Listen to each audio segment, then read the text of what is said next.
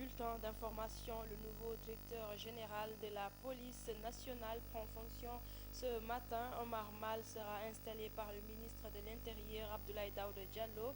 La cérémonie a lieu à l'École nationale de police. Pour rappel, Omar Mal succède à Anna Semou Faye. Nous restons dans la police où on a noté un grand chamboulement dans les directions stratégiques. Ainsi, l'ancien commissaire central de Dakar, Abdoulaye Diop, est nommé directeur de la sécurité publique.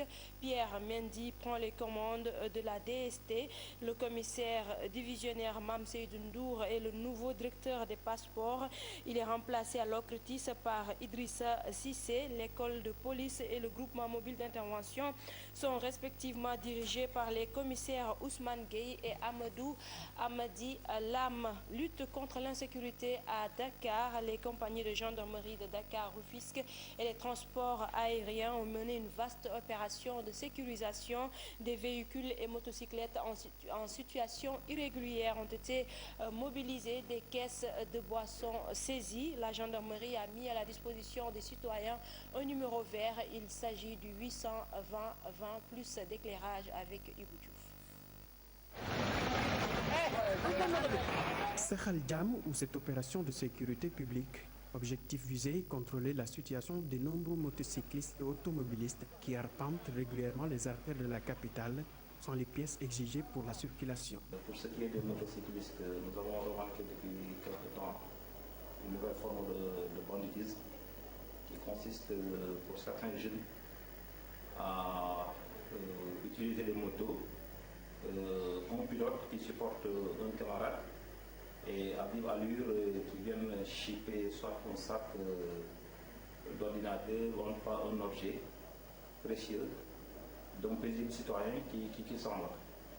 Alors le mode opératoire, c'est que quand les voleurs arrivent à hauteur de leur victime, du fait de la vitesse, cette dernière est obligée de lâcher prise. Donc c'est pour lutter contre cette forme de banditisme que nous avons initié l'opération. La gendarmerie a voulu réagir face à cette nouvelle forme de banditisme. Il fallait également mettre un terme aux activités de débit de boissons sur la route de l'aéroport. Pour ce qui est de la tenue des débits de boissons clandestins, on a noté sur certaines plages de Dakar ce que, en tout cas, les activités que les gens font en toute impunité. Vous avez vu tout à l'heure toutes les caisses de boissons qu'on a saisies d'une personne qui n'a aucune licence administrative, aucune autorisation et qui pourtant se permet d'exploiter nos débits de boissons et qui favorise l'usage de la drogue et la prostitution. Donc ce sont principalement les raisons qui nous ont conduit à mener l'opération du jour. Au total, 479 motocyclistes ont été immobilisés, 28 véhicules. L'opération a permis de saisir 107 caisses de boissons et 103 canettes de bière. Toutefois, la gendarmerie a mis à la disposition des citoyens au numéro vert, c'est le 820-20, pour faire participer les citoyens sénégalais à la lutte contre le banditisme. Ibou Diouf, opération de déguerpissement au marché de Koloban. Les tabliers qui occupent anarchiquement la voie publique sont priés de quitter les lieux. Une opération initiée par la mairie de la localité. Ses responsables disent avoir averti en amont les concernés, ce que les marchands ambulants refutent. Mambiram Diouf, Younous Diatta. Un coup de force, voilà comment ces tabliers qualifient l'acte posé par la municipalité à Koloban. Le matin, lorsque je suis venu, je n'ai pas retrouvé ma table. Au moins que la mairie nous informe. Privés de leur gagne-pain, ils ne comptent pas abdiquer. Nous ne laisserons pas passer cette démarche de la mairie. Nous resterons ici.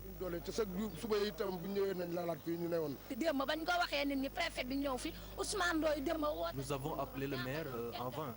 Il y a un audit dans cette affaire, il faut l'éclaircir. Et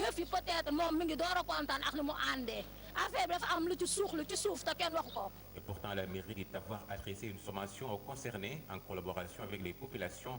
La surveillance sera de rigueur pour maintenir l'ordre. Il y a de cela plus de 2 mois, l'équipe municipale s'est concertée et voilà, il a été établi un programme allant dans le sens de déguerpir les marchands, les tabliers établis sur la route, mais également au-delà par rapport au passage piéton, ceux qui ont eu à occuper au-delà des normes qui ont été établies, c'est-à-dire au-delà de 2,50 m. Donc voilà, on a d'abord adressé des sommations aux concernés. Le premier adjoint au maire aussi a rencontré le comité de gestion. Ils ont eu à échanger par rapport à cette situation. Une opération de déguerpissement qui sera élargie. Des commerçants qui tiennent boutique dont l'installation dépasse les normes seront également saisis. De ces personnes concernées, on va discuter avec eux parce que vous savez, M. le maire Ousmane Ndoye prône le dialogue, la concertation. Il n'est pas pour une situation conflictuelle entre nous et ces commerçants. Donc nous allons nous rapprocher d'eux, discuter, échanger et voir un peu quelles sont les dispositions à prendre pour qu'ils puissent rectifier, corriger en tout cas l'occupation illégale qu'ils ont fait de leur cantine. Au marché Koloban, le débordement sur l'espace public affectant sérieusement la circulation des personnes et des biens sera bientôt un mauvais souvenir, rassure la municipalité. Mme Biram Diouf, merci. Éducation à présent. Les collèges et lycées du département de Goudomp sont tous sans abri. Au lycée de Samine, sur les 27 classes, les 17 sont sans abri, ce qui rend le slogan Ubitei Djangtei irréalisable dans cette localité. Certaines écoles sont en état de délabrement. Les populations demandent au gouvernement la construction de salles de classe. C'est une correspondance signée Bakary Conté, Salassan. La majeure partie des collèges et lycées du Balantakunda sont en abri provisoire. C'est le cas au CEM de Satioum et au lycée de Samine. Dans ce lycée, sur les 27 classes pédagogiques, 17 sont en abri provisoire. Le slogan Ubetei Djangtei est loin d'être une réalité dans cette partie de la région de Sédhiou. Le démarrage des cours traîne encore par rapport au souhait de l'État. Effectivement, ici à Samine, nous avons 27 classes pédagogiques, 10 bâtisses et 17 abris provisoires. Vous savez qu'il continue à pleuvoir, donc nous ne prendrons pas le risque de confectionner rapidement ces abris provisoires parce que les tables bancs, une fois trempés, sont complètement détériorées. Nous préférons encore garder les tables bancs dans les salles de classe. Lors d'une cérémonie de remise de fournitures scolaires aux écoles élémentaires de la commune de Samine, l'équipe municipale compte s'investir pour éradiquer ce problème. Les abris provisoires constituent un handicap pour les apprentissages, pour l'enseignement-apprentissage. Et c'est pour cela que le maire ne cesse de nouer des contacts avec les différents partenaires vraiment pour éradiquer les abris provisoires dans nos établissements, qui en réalité ne sont plus des abris provisoires mais des abris éternels parce qu'ils datent depuis plus de 10 ans. La mairie de Samine promet la réhabilitation des salles de classe à l'école 1, mais aussi la construction du mur de clôture de l'école 2. Les populations du Balantakunda demandent au gouvernement de construire les salles de classe dans les lycées et collèges de la localité pour un enseignement de qualité. Bakary Conté, merci. Préparatif de la Tamkharit, le mil très prisé en cette période. La céréale se vend très bien au marché de Wakam.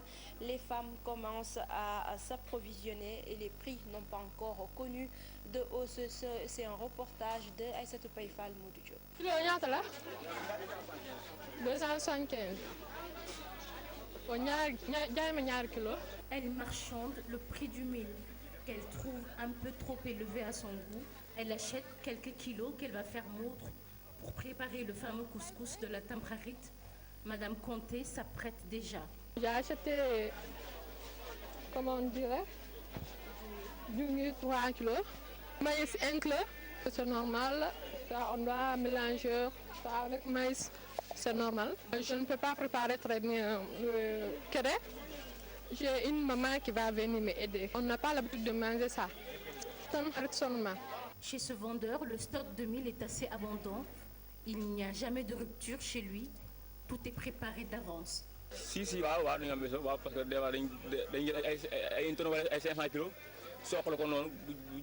j'ai toujours un stock important de mil. J'achète jusqu'à 50 kilos. Si j'épuise mon stock, j'en rachète. Je ne pense pas que le prix augmente en ce moment. Au contraire, le prix pourrait baisser jusqu'à 225 francs. Le mil non pilé coûte 180 francs. moo gën a yomb waaw parce que boo ko soxloo cox beeg yooyu day dañ poids bi day wàcc waaw moo tax ñu koy jaayee ay 260 yooyu waaw yi daw mu nga calculer quoi. Elle ne vient pas en acheter, elle en garde déjà chez elle. Elle va juste ajouter du maïs à sa préparation. J'ai gardé mon mil à la maison, je vais le piler et le moudre. Je mets juste du maïs et je prépare ma sauce. Le couscous au mil, je le prépare sans les ingrédients que l'on y met aujourd'hui. Le maïs, c'est juste pour la couleur, pour avoir un bon couscous. Il suffit juste du mil et c'est très sain.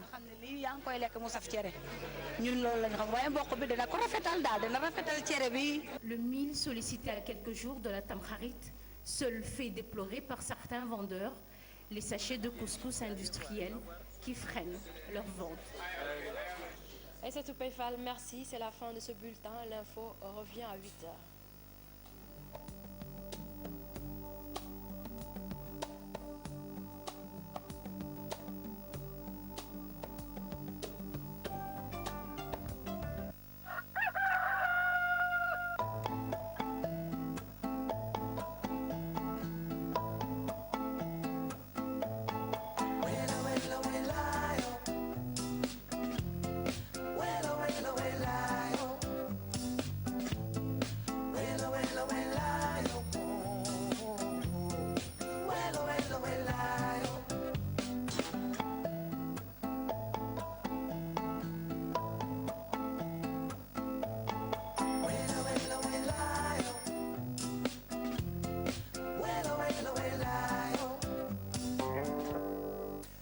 Nous remercions toute la rédaction. C'était le premier journal de ce mardi 20 octobre, c'est ça, 20 octobre 2015.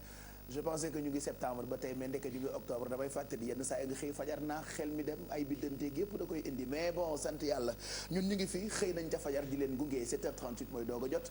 Nous remercions toute la rédaction pour ce premier journal. Comme vous le savez, l'information se réveille très tôt, comme je le dis tous les matins sur télévision Futur Média. Tout à l'heure à 8h, vous aurez un autre journal qui vous sera présenté en wolof toujours par Fatima Ba Diakhaté. Fatima ñu ngi lay gërëm bu baax léegi dañ lay bàyyi nga dimbali ñu ci xibaaru jaww ji laataa ñuy dem ak yow ci yéenekaay yi bay xam lan la ñu nar a liir tey ci mardi bi jaww ji moom ba tey dëkk baa ngi tàng octobre la ñu ne xiin taw xiinul taw ba noppi itam mooy weer bi gën a tàng selon li ñu waa météo wax.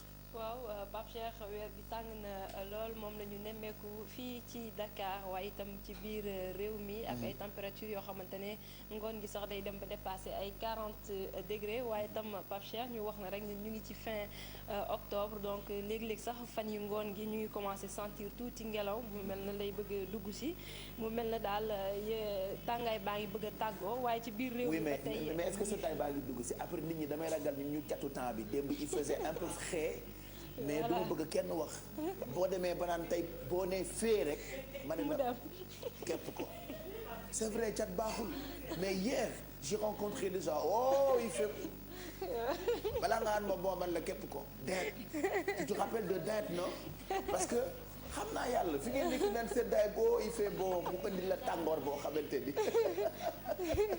mais il a fait bon quand même hier et que tey yeew nañu fii ci Dakar ak lu toll ci 26 degrés ah. 26 degrés Pape Cheikh mu mel ne sax dafa wàññeeku tuuti comparé ak température yi nga xamante ne amoon nañ ko fan yi ñu génn 26 degrés moom la ñuy am itam ca Saint-Louis waaye jàppale ne température bi gën a tuuti ci subateel gi 23 degrés ca bët saalumu réew mi lay doon ca Kédougou bi gën a mag 28 degrés ca Matam lay doon Podor dina am 27 degrés Linguère itam 27 degrés lay yeewoo Diourbel Kaolack ak Tambacounda 25 degrés la ñuy am Ziguinchor ak Kolda 24 degrés ñu waxte ci température ngoon gi nag température bi gën a mag dinañ ko am ca Matam ak Podor 40 degrés lay doon bi gën a tuuti 31 degrés fii ci Dakar lay doon ci diggante bi Saint-Louis dina am 33 degrés Linguère dina am 39 degrés Diourbel Kaolack ak Tambacounda 35 degrés Ziguinchor 34 degrés Kolda Kolda ak Kédougou 33 degré. ñu wax ci géej gi nag yéegoon na ci guddi bi 0 heure tegalee 55 minutes dina yéegaat itam bu ci kaname bu benn waxtu tegalee fanweeri simili ak juróom. géej gi dina wàcc léegi nii lu yàggul dara 7h20 dina wàccaat itam ci guddi bu juróom-ñaari waxtu tegalee fanweeri simili ak juróom. ñu wax ci géej gi ñi nga xamante ne dañ fay dem nag di wuti jën jàppale ni moment yu gën a am solo ci bëccëgu tey gi diggante 6h37 jàpp 8h37 moment bi dina doon moment bu am solo 19h04 jàpp 21h04 minutes itam dina doon ay moment yu am solo ci nappkat yi jant bi nag moom fenk na bi juróom-ñaari waxtu ci suba 7h tegalee ñaari simili ñu ngi yaakaar itam musoo bu juróom-benn waxtu ci ngoon tegalee ñeent fukki simili ak juróom-ñaar. Pape Cheikh lii mooy li gën a fës ci xibaaru jaww ji. voilà ça loolu itam si ñu seddaay la kanam te ay jant bi ay 7h lay jóg daan na jóg ay 6h du matin ay 7h moins léegi ay 7h et quelque lay jóg en tout cas ñu ngi leen di ñaanal bëccëg bu neex jërëjëf Fatima Ba Jaxate mu nekkoon xibaaru jaww ji di météo bi ñu jàll ci yéen kaay yi qu'est-ce que vous allez lire lan la ñu nar a lire tey mardi 20 octobre 2015 yéen kaay yëpp daanaka ñoo bokk li ñu xëyee police. police mooy baat bi gën a fës ci yéenekaay yi tey jii ci talaata bi l'observateur dañu koy njëkkee xëyee na ak li mu tuddee direction générale de la police nationale un mal pour le bien de la police.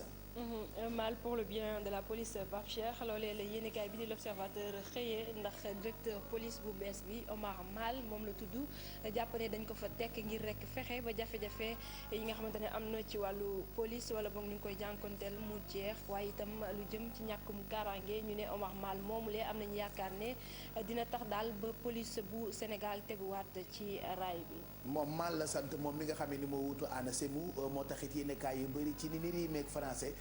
turam la ñu gën a jël teg ca kaw muy Mal boobule loolee la ñu gis ci yenn kaay bi di le quotidien la police débute mal alors aucune femme nommée loolu la ñu gis ci boppu yéenekaay bi. aucune femme loolee le quotidien xamle ndax Pape Cheikh dogal bi wàcc na ni ki dem ci conseil moo ko ak dogal boo xamante ne njiitu réew mi président Macky Sall moom moo ko jël direction yu bëri daanaka direction stratégique yëpp ay coppite am na fa waaye li ñu fa nemmeeku moo di ne amul benn soxna boo xamante ne tabb nañ ko ci benn commis direction wala dara mu mel na daal jigéen ñi fësuñu lool ci équipe bi nga xamante ne Omar Mal nar na ko jiite. ci police bu Sénégal Macky Sall tabb na ay nit yu bees loolee ñu ngi koy lire ci yéenekaay bi di enquête ba def nataalu ñaar ñoo xam ne ñoo ngi ci toftal ci côté président de la République loolee am nag ci biir police ak tabb gu bees boobule yéenekaay ba nga ko tuddee le grand virage. le grand virage ndax président Macky Sall yemul rek ci jëlee Anna Semou Faye ci boppu police yéenekaay bi li mu xamle moo di ne ñëpp ñoo xamante ne jege woon nañu sax Anna Semou Faye dañ leen daal di dàq ñoom it jëlee lañ fa indi fa ñeneen ñoo xamante ne bi fa Anna Semou Faye nekkee déggoowut ak ñoom. loolee sax la ñuy gis ci xëtu yéenekaay bi di réew mi ni ñi nga xam ne ni ñoo nekkoon ay jegeñaaleem fi mu tollu tembe dañu leen dàq loolee ñu ngi ko bind ci xët bi ni les hommes d'Anna Semou virés. viré moom ñi nga xamante ne ñoom ñoo ànd nag Anna Semou wala jege woon ko lool en tout cas déggoo woon ak moom ànd nañ ak moom Anna Semou Faye ñoom ñëpp jëlee nañ leen ci poste yi nga xamante ne ñu ngi fa woon indi fa ñeneen ci direction yu stratégique yu police ay coppite yu am solo moom la ñu fa nemmeeku. coppite yooyu nag côté yi mu gën a laal ci police bi laas moo nu koy xamal renseignement GMI bureau passeport ak sécurité publique loolee ci xëtu yéenekaay bi ñu ngi lire ci français ñoo ngi bind ak nataalu président Macky Sall. retour en grâce des bannis de Anna Semou Faye.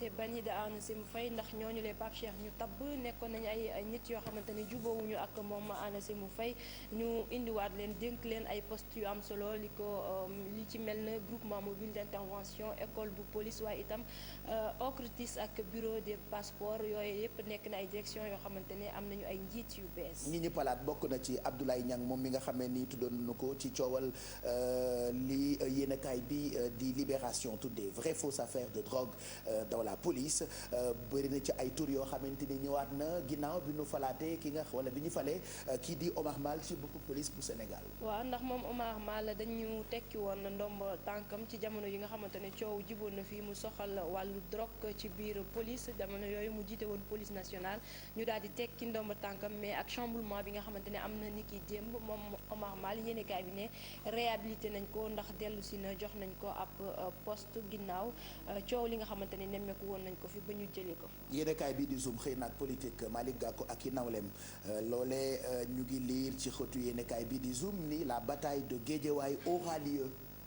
Géejawaay ndax ay kàngam ci wàllu politique bokk na ci Malick Gakou moom lee ak ñeneen ñoo xamante ne ñu ngi fa di yëngu wàllu ci wàllu politique ñu ne naka xeex ba du yomb ca ville bu Géejawaay ndax daanaka ay kàngam ñoo fa nekk ci ku ci nekk bëgg ngaa contrôler ville bi su ko defee mën a am dara ci wote yi nga xamante ne ñu ngi ciy jub si. bu weesoo mbir mi am ci police nationale Direct Info xëy na ak commune de Nguékhokh ak benn entreprise bu nekk Canada ñu sargal leen ca Nations Unies. sargal leen ab forum la ñu fa amal ca Nguékhokh moomule sargal commune ba ndax ab entreprise canadienne boo xamante ne mu ngi fa mu nekk mbir moo xamante ne Nguékhokh commune boobule gis na boppam ci xew-xew bi nga xamante ne sargal leen nañu ko. yéenekaay bi di stade la ñu koy jeexale moom xëy na tey ak Ligue des champions ak troisième journée bi nga xam ne ca kanam la bu 18h45 jotee Arsenal dina jàkkaarloo ak Bayern. ak Bayern waaw Ligue des champions nekk na ay match yu am solo ndax ñaari équipe yu mag la Pape Cheikh ni nga ko waxee match bi dina am tey ji ci ngoon. voilà ñu ngi lay gërëm bu baax 7h47 fii léegi ay minutes di nga dellusiwaat 8h dafay jot su boobaa nga journalal ñu ci wolof daat ak ñun jàppale ñu bu ko defee ñu mën a tàggoo ak kumpa mbokk yi mbaa jàmm ngeen fanaane ñu ngi leen di ñaanal bëccëg bu neex ci télévision Futur Média laataa ñuy dem ci horoscope beeg Zeyna ñu jox leen waxtu julli yi ngeen mën cee bàyyi xel bu baax suba teel la ñu njëkkee julleem fi mu tollu tembe mu ngi toll ci 5h51 tisbaar julleem mu ngi toll ci 12h55 takkusaan mu ngi toll ci 16h16 timis mu ngi toll ci 18h53 gée mu ngi toll ci 19h55 bu dee waxtu julli mees yi ci jàngu yi dañu koy njëkkee cathédrale am na mees ci fajar gi bi 7h jotee dina amaat mees tey ji ci ngoon gi bu 18h30 jotee te jàngu bu martyr de l'Ouganda foofee am na mees ci fajar gi bi 6h30 jotee dina amaat mees tey ji ci ngoon gi bu 18h30 jotee te jàngu bu Saint-Joseph foofee benn mees lay am tey ji ci ngoon gi bu 18h30 jotee ñu jox leen taux de change bi ngeen mën a xam yéen ñi lijjanti lépp lu jëm ci wàllu koppar comme may mun a fu ngeen doxee ci wàllu économie wala ngeen bëgg di soppi CFA bi ak yeneen xaalis yi dollar la ñu koy njëkkee xaalisu Amérique bu dee $1 ci waxtu wi mu ngi toll ci 579,020 francs CFA bu dee €1 mu ngi toll ci 655,957 francs CFA bu dee xaalisu Angleterre ak ñoom seen muy une livre sterling dërëmam mu ngi toll ci 896,090 francs CFA bu dee xaalisu Chine di yuan chinois mu ngi toll ci 91,390 francs CFA li ma comprendre lul may mun a rapidement laataa ñuy dem ak Zeyna ci horoscope bi lan moo tax xaalis bi yooyu gi may wax ci climat bi ci xaalis bi la gënee nekk heure bu nekk ak fi xaalis bi toll yenn saa yi mu yéeg yenn saa yi mu wàcc lu tax loolu. su fekkee par exemple ay dëkk bon déjà maa ngi nuyu ñi nga xamante ni ñoo ñuy seetaan donc bu fekkee ne que ay dëkk yu mel ni ay États-Unis ak yeneen dëkk yi c'est si ça dépend si barilu pétrole bi donc su fekkee dafa cher xaalis bi yeeg su fekkee dafa wàññeeku xaalis wàññeeku mais am na état yoo xamante ni nag dañuy am ay procédures yoo xamante ni c'est fixe comme par exemple euro taux de change fixe la. ok ñoom du yéeg du mës a changer. d'accord melul comme dollar bi nga xam ne day comme dollar am politique économique la am na ñoo xamante ne dañuy xool ne que ñoom dañuy topp cours kii bi pour bañ a perte am na ñoo xamante ni nag dañ naa ñun dañuy définir taux de change fixe nga xamante ni su fekkee yéeg na torop li nga xam ne moom la ñuy gagné ci seen économie ñu denc ko en réserve su wàccee ñu bañ a perte mais c'est un peu risqué mais am na ñoo xam ne dañuy topp pour bañ a perte parce que transaction yi ñuy def voilà mooy suñu Miss économie ci jotaay bi les merci pour ces infos defe naa soxal nañu jëm ci xaalis bi ni muy yéegee ak ni muy wàccee horoscope bi dañ ciy jàll léegi nii ni fajar gu jot Zeyna lañ ci àndal.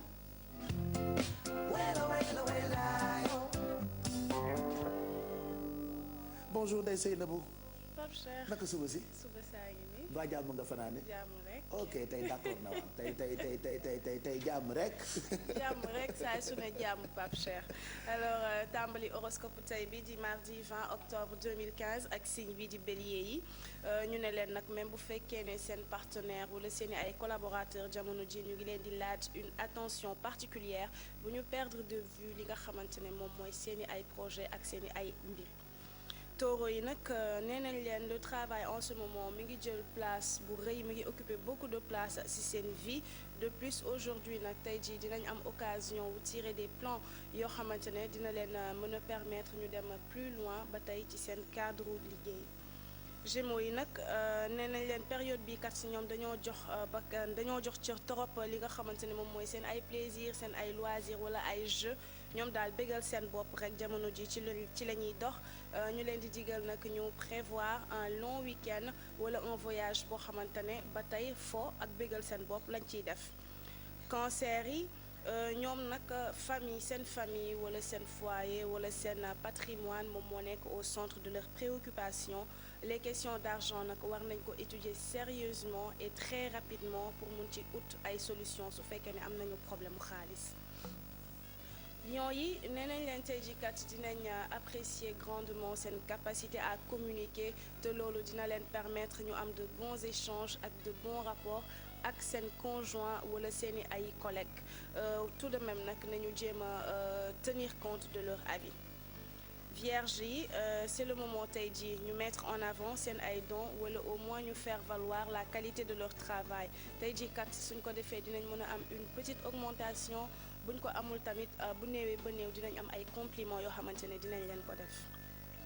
Balance yi comme démb rek à peu près nee nañ leen bu ñu ragal a afficher seen tempérament wala seen personnalité parce que seen pouvoir de création tey jii kat dinañ ko remarquer bu baax su fekkee ne def nañu loolu d'autant plus que tey jii kat votre expression personnelle est à l'honneur ami Balance. Scorpion yi nag depuis quelque temps vous préférez vous isoler afin de faire le point ñu ngi leen di koy wax jamono yi yëpp semaine passée semaine bii ñu ngi ciy ñëwaat waaye une fois que ngeen def le point nag xalaata leen génn seen kër sortez un tout petit peu parce que tëju bi ngeen tëju mi ngi bëgg yàgg. Après Scorpion yi ma ñëw ci Sagittaire yi nee nañ leen actuellement seeni ay projet ñi ngi avancé démb dañ leen waxoon ne seeni ay xarit accroché wu ñu torop ci seeni ay projet mais tey jii kat gis nañ ne seeni ay projet ñi ngi avancé bu baax a baax te seeni ay xarit ñi ngi leen di solliciter pour des soirées et les discussions intéressantes ne manquent pas soyez à l'écoute.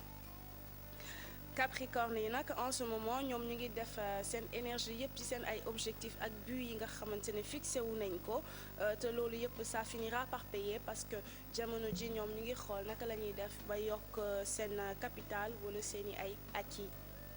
Verseau yi nag nee nañ leen ñoom kat ils ont envie d'entreprendre autre chose wala voyager afin d'élargir seen ay horizons waaye nag ñu def attention bu ñu mettre la charrue avant les bœufs parce que suñ ko defee rek bu ñu moytuwul jëlee ci lu leen metti. ma pare ak poisson yi nee nañ leen jamono ji même bu fekkee ne facilul torop yombul ça a l'air très difficile même bu ñu tiit torop parce que nag permettre na leen au moins ñu def ay choix te permettre na leen tamit ñu gën a réaliste ci seen projet yi nga xamante ne am nañ ko wala ñu ngi koy waaj a amal Pape Cheikh li lañ andi woon ci horoscope tey di mardi 20 octobre 2015. voilà en tout cas lu si ñuy wax rek ak nu mu mënti mel ñu ngi leen di ñaanal mardi bu neex ci télévision Futur Média tu vas passer toute la matinée avec les aminotes. Les internautes. Voilà. Exactement Pape Cheikh je passerai la matinée comme tous les jours avec nos aminotes démb nag dañu defoon benn hashtag boo xamante ne finalement commentaire wuñ ko sur le plateau alors loolu rek laay andiwaat tey c'était ban blague lañ leen def la pire blague qu'on vous ait déjà faite loolu la woon Pape Cheikh si kanam tuuti mu dikkaat ak seen ay commentaires. voilà donc waxtaanu démb bi la ñuy àggali tey yenn saa ay waxtaan neex ba doo ko bëgg a yamale foofu donc tey dañ koy àggali ca kanam ak Zeyna ñëpp a ngi fi nag Aïssatou Paye Fall mu ngi ci ginnaaw Alfi li mu rose mu bonbon xaw ma rose bonbon la xaw ma bi bar xeetu rose la rose naakere li mu rose mu bonbon Alfi ngi fi Mado tamit li mu sañse tey da nga ma jox tu sais sañse dafay joxe personnalité tey da nga ma jox intellectuel yooyu ñoom Olivia Poupe xale yooyu di costume yooyu noonu daal ñooñu nga ma jox daal ah oui ah quand même loolu moo ci manqué ah may mun a tamit mu ngi fi def sañ-seem bu baax waaye mu ngi fi pour ñu waxtaan lépp lu jëm ci wàllu droit tey di ngeen am itam le test de Mado comme chaque mardi elle fait le tour du Sénégal ak ay mbir yoo xamante ni dafay tester nit ñi bon on va en parler puisqu'on n'a pas trop de temps léegi nii al fi tamit saf loxo mu ngi ñuy préparer lu am solo yoo xamante ni mën na leen a jëriñ Aïssatou Paye Fall Miss Culture et puis Bijou ne sera pas avec nous ce matin je vous dirai tout à l'heure pourquoi on enchaîne tout de suite ak Yeewu Gym tey dañ ciy ànd comme chaque lundi ak mardi ak waa Olympique Club.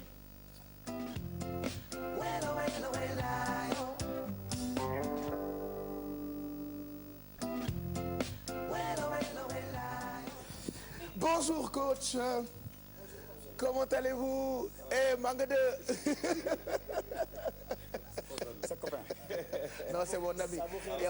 Et en plus man ak moom ñoo bokkoon koñ je pense ah. waaw ñoo bokkoon koñ c'était il y a longtemps. mais taw dama tuuti woon quoi. taw boobu ruy lañ ko doon jox ruy. taw dafa tuuti woon ba ñu koy jox ay ruy quoi mais bon comme quoi il faut faire du sport bu fekkee da ngeen bëgg a am forme loolu ngeen ñuy xelal tout le temps c'est important. ah oui day tax parce que am na ay mag yu xiibon ah.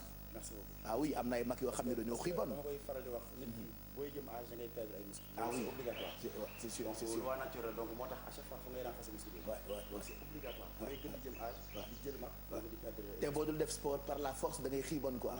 bon heureusement ba même ñu dul sport am na ci ñoo xamante ni bu ñu yeewoo lu ngeen def ñu def ko donc c'est parti pour Yeewu Gym. dañuy yeewu xam sax ñu yeewu rek jàkkaarloo seen télévision xaar. voilà c'est parti. donc loolu mooy objectif bi daal. ayca ñu bàyyi comme démarrer équipement bi après ñu travailler des triceps. Coach, allez, c'est parti. Avant tout, il faut bien s'étirer pour bien préparer le corps à l'effort. Ah ouais? Allez, on s'étire.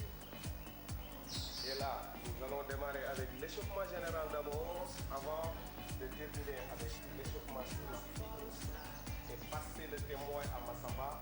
Là, on dégage la jambe. C'est bon, changez. Allez, top. Et là, on balance les bras.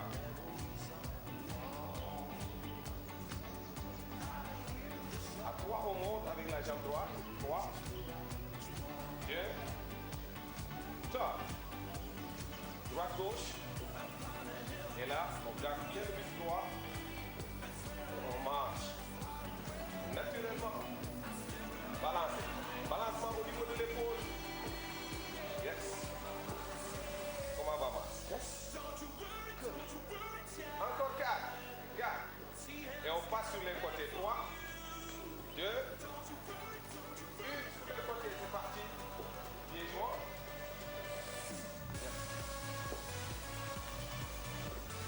À 4, on monte les genoux. 4, 3, 2.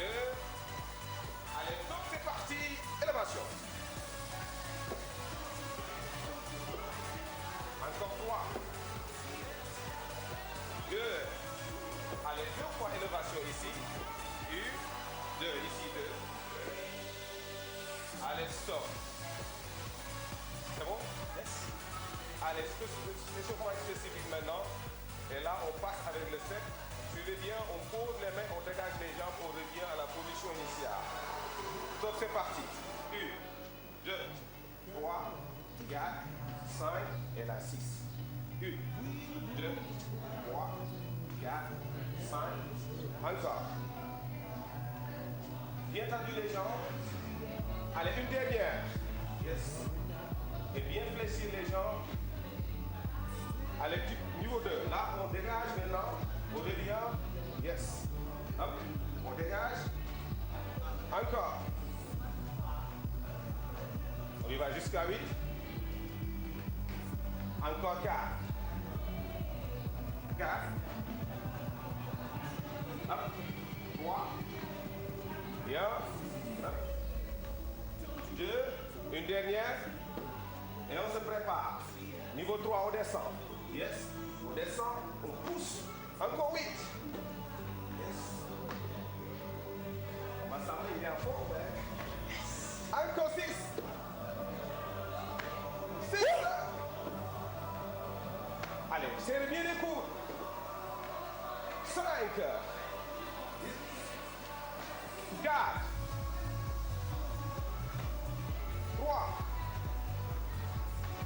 2 et 1. Voilà, on passe avec Massamba maintenant. Merci, coach Ngom. Rapidement, cette fois-ci, on va isoler les triceps. D'accord, vous avez 4 exercices. Si vous faites chaque exercice, 3 répétitions de 8. Donc, vous avez des dips, vous avez des extensions de la tête. DJ, on passe à la musique suivante. Dips, extensions de la tête, des pompes triceps et des extensions arrière. D'accord? Alors, ce que vous allez faire, vous vous croisez les jambes, vous prenez votre disque. Si vous n'avez pas de disque, prenez une bouteille d'eau. D'accord? Très bien remplie. Allez, DJ. Allez, les mains là. Extension de la tête. Descendez le disque et vous ramenez. Les coups, vous les rapprochez et travaillez moins les triceps. Les coups, vous les rapprochez et travaillez les triceps. Très bien. Faites comme coach Tom. Là, on est de cette partie du corps. Fixez les épaules. Très bien. Épaules fixes. Épaules fixes et vous relâchez. 4, 3, 2, les mêmes exercices. Maintenant, cette fois-ci, accélérez le mouvement. 8, 7, 6, je rappelle, optimisez en rapprochant les coudes. D'accord? Ne les ouvrez surtout pas. Là, vous allez changer de cible. Donc, notre cible ce matin, c'est les triceps. D'accord? Donc, vous rapprochez les coudes et isolez. Même chose. Encore 8, 7, 6, je rappelle, chez vous, faites ça 3 fois 8. Allez, maximum de répétitions. Maintenant, vous restez là, on va changer le second exercice. On passe en dips. Les mains sont là, et les fessiers, décollés. À partir de là, regardez, vous descendez et vous remontez. Prenez du step et vous me gardez la poitrine fière, bien ouverte. Allez, c'est parti. Ça, c'est le niveau 1. Niveau 2, accélérez le mouvement. Allez, plus de répétitions. Plus d'intensité au niveau des bras, même chose. 2. Allez, ça c'est ce challenge. Donnez-moi encore 4 comme ça. Encore 4. 3, 2, et 1, vous lâchez. Toujours les triceps qui travaillent. Cette fois-ci, là, regardez, on passe à pompe. Vous l'avez déjà vu avec coach Ngom en échauffement. Maintenant, vous gardez les genoux au sol en option. Cette fois-ci, regardez, vous descendez et vous remontez.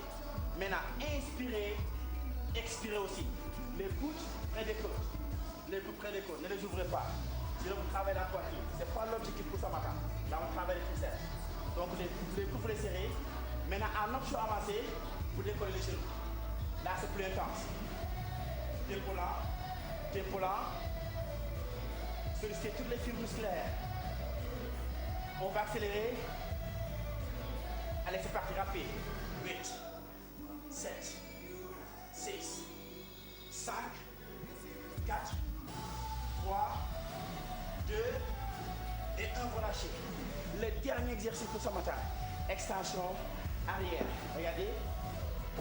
Maintenant, à genoux, un genou au sol. Vous décollez les jambes vers l'avant. Le buste vers l'avant, regardez bien. La hanche au-dessus du genou. Vous levez, éloignez, ramenez et posez. Levez, éloignez la charge, ramenez et posez. Allez, on respire. Toujours les triceps qui travaillent. Donc vous levez, éloignez la charge, ramenez. Maintenant vous serrez carrément l'épaule en haut. Le dernier. On va accélérer une dernière fois. Allez, vous êtes extension. Restez là, 8 fois. Chez vous, faites ça 3 fois 8. 3 fois 8. Encore. 4, 3, 2 et 1, vous lâchez. Vous répétez exactement la même chose. Vous changez de côté. Donc si vous voulez, vous le faites avec le step.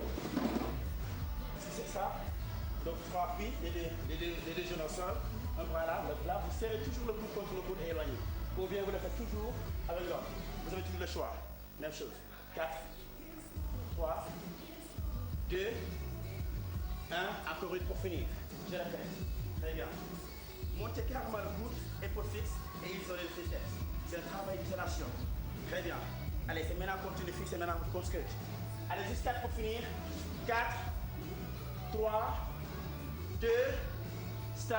On relâche. Et il faut tout étirer. Il faut tout ranger. Regardez.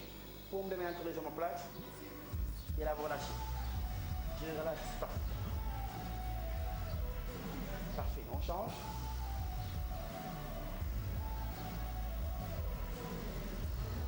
prenez tout ce qu'il vous faut pour avoir des triceps longueurs. Allez, essayez de faire ça 3 fois par semaine et vous verrez le résultat. Changez. Et c'est tout pour ce matin. Toujours un plaisir de vous servir de la part de Coach Ngom. Et moi, Mas, reposez-vous bien et allez, Inch'Allah. Coach. Ben, merci, ba lundi. Ba lundi, Inch'Allah. Merci. Ok. Waaw. Man de xam naa bis bu ma melee nii kenn dootuma attan. Comme nii laa fee di doxee. wuy dëgg xam naa ba ma su bëri si émission no ngeen def non yàlla bu neen laay indi ci télé bi merci. Voilà, je rappelle que mën ngeen leen fekk Olympique Club pour yéen ñu bëgg def sport parce qu'il faut aller vers les professionnels 8h jot na daanaka ba tegal ay minutes dañuy ñëw bàyyi leen ak Fatima Ba Diakhaté ci journalu suba gi juste après ñu àndaat ak yéen jëm ak yéen 11h tey ci suba ci télévision Futur Média.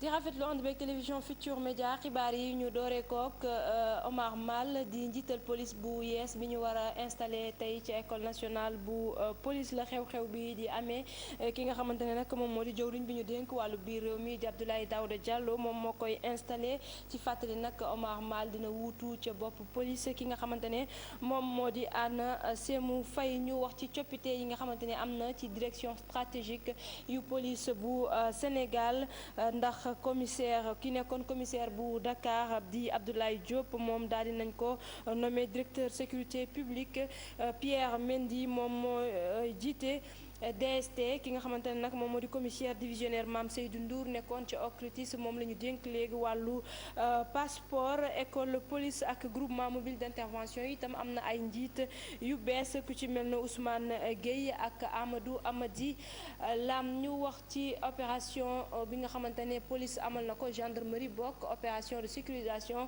fii ci Ndakaaru mu ànd ceek gendarmerie bu Rufisque teg loxo rek ay oto ak i motocyclette yoo xamante ne daanaka seeni ay këyitu jaarut yoon waaye itam yeneen i keesu alcool yoo xamante ne teg nañ ko loxo ndax ñi ko seen borom doon jaayee dëppoo wut ak yoon mu nekk opération de sécurisation boo xamante ne gendarmerie da ko amal fii ci Ndakaaru ngir rek aar askan wi ñoom nag teg sax ab numéro vert boo xamante ne képp kuy sénégalais mën nga cee woote ngir rek wax loo xamante ne jàpp nga ni rafetul wala nit ñi demee numéro vert boobulee di 820 20 ñu ànd ceek Ibou Diouf.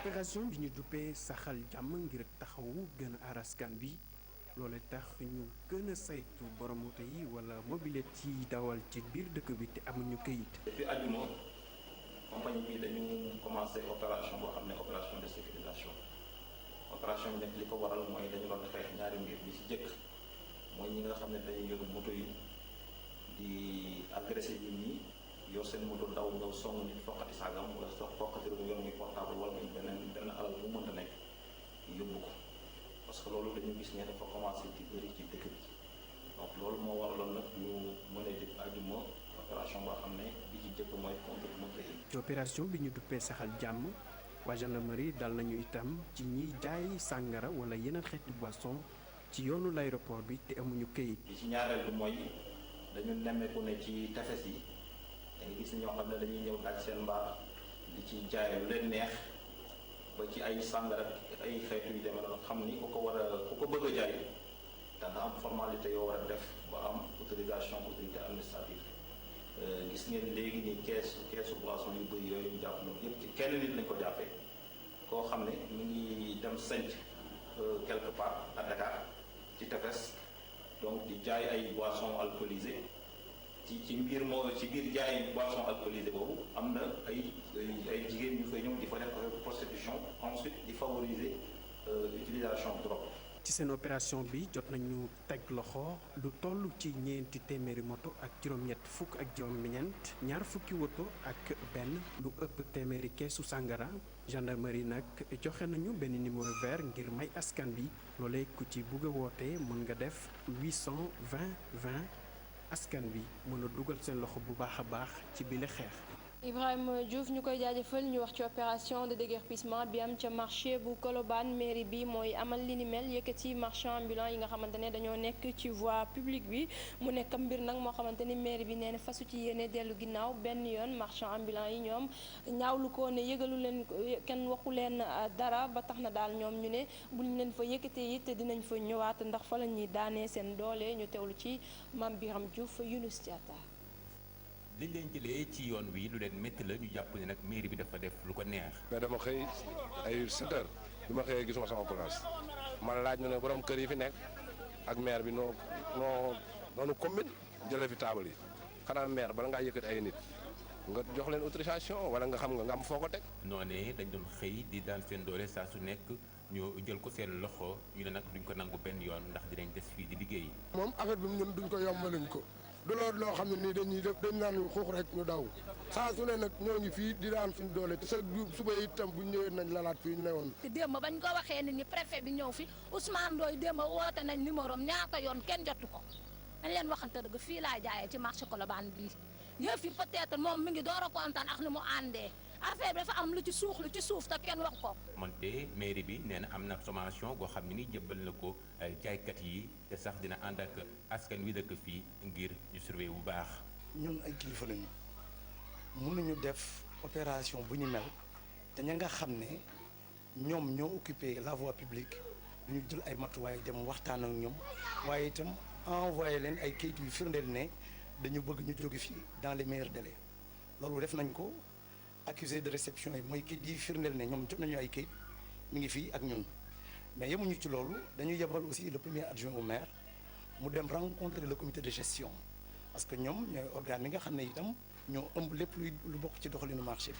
opération déguerpissement bi nag dinañ ko yaatal te sax ña am ay boutique te nañu ko tegee jaarut ci yoon dinañu jokkoo ak ñoom ngir ñu xoolaat seen toogaay. yéen sax boo leen ci jëlul matukaay ñun bu ëllëgee dañuy xëy jàmm képp ku fi teg table nañ ko fi jëlee ñun nag.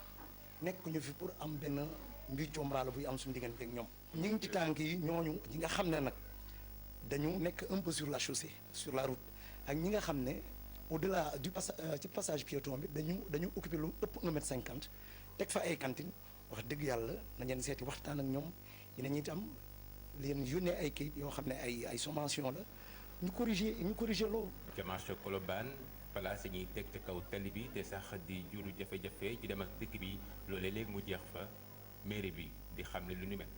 ci wàllu njàng mekk njàngale mi la ñuy yegg si dem ca Goudomp ca bët saalumu réew ma foofu ne nag collège yeeg lycée yi yëpp daanaka amuñu abri provisoire ca Samine moom ci ñaar fukki classe ak juróom-ñaar yoo jël fukk yeeg juróom-ñaar amuñu abri mu nekk mbir moo xamante ne ñu ne tax na ba slogan bi di ubbi tey jàng tey moom amul ca Goudomp rax ci dolli itam classe yu bëri ñu ngay waaj a daanu ci kaw élèves yi loolee waral askan wa tiit di sàkku ci gouvernement bi mu tabaxal leen ay salle de classe ni mu gën a gaawee ñu teewlu ci ab correspondance bu Bakary Konté Sala Samb. collège yi bëri ak lycée yi nekk fii ci Balantacounda ñoom ci ay abri provisoire lañ nekk maanaam ay quarantaine lañ leen defaree ci CM Sathiou ak lycée Samy loolu moo fa am boo demee si lycée Samy si 27 classes pédagogiques yi fi nekk 17 yëpp dañuy nekk ci ay abri provisoire slogan ubbi tey jàng tey loolu nekk na lu sore loolu fii ci Balantacounda. sur les 27 fukk ak juróom-ñaar ñoo nekk en quarantaine ñu ngi fi am ñaar fukk ak juróom-ñaar classe pédagogique fukki ñoo nekk ci classe yoo xam ne dañu leen tabax fukk ak juróom-ñaar yi ñoom ñoo nekk ci quarantaine donc xam nga ne léegi ba léegi ñooñu du ñu mën a jàng il faut ñu xaar tuuti peut-être ba début novembre. benn cérémonie de remise de fourniture scolaire bu ñu doon amal fii ci école élémentaire yi nekk fii ci commune bu Samine équipe municipale dina jàppale lycée ak collège yooyu pour ñu mën a fàtte abri provisoire yi. commune bi fii école yu fi am na ñi nga xam ne am nañu ay abri provisoire donc abri yooyu maire maa ngi si liggéey moom ak contact am yi di si def ay jéego pour vraiment abri yi jógee fii Samy ndax jàng bu baax bu ànd ak dal xel vraiment laaj na ñu am ay construction ay classes yoo xam ne mucc ay mairie bu Samin moom nag dina defaraate école 1 classe yoo xamante ne dañuy yàqu wante tamit dina clôturer école de mur de clôture bi population yi nekk fii ci Balantacounda di ñaan gouvernement bi mu tabaxal leen ay salle de classe ci lycée yi ak collège yi pour njàngale bi mun a dem kanam. Bakary Konté ñu koy jaajëfal ñu ngi ci wàccaayu tamxarit bi dugub nag nekk na loo xamante ne jamono ji ñëpp daanaka soxla nañ ko ba tax na jar na lool ca marché bu Wakaam nag soxna yi ñu ne ñu ngi ñëw di ndugg si ndànk-ndànk waaye li ñu seetlu moo di ne benn yokkute amul ci njëg mi mu nekk am mbir moo xamante ne rafetlu nañ ko trop ñu teewlu ci ay satu Pay Fall ci caméra bi Modou Diop. 275 o jaay ma ñaari kilo.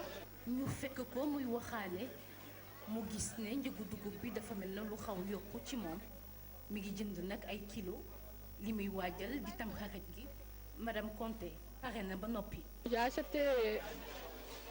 jënd naa ñetti kilo dugub ak benn kilo mboq ñaar yooyu lay mélange ngir mën a togg sama cere man nag wax dëgg fa yàlla bëriwul li may togg cere tam xarit bi rek moo waral ma koy togg te fi mu toll nii sax xam naa faw ma jël keneen mu mooñal ma ko ndaxte sawaruma bu baax ci toggum cere bi.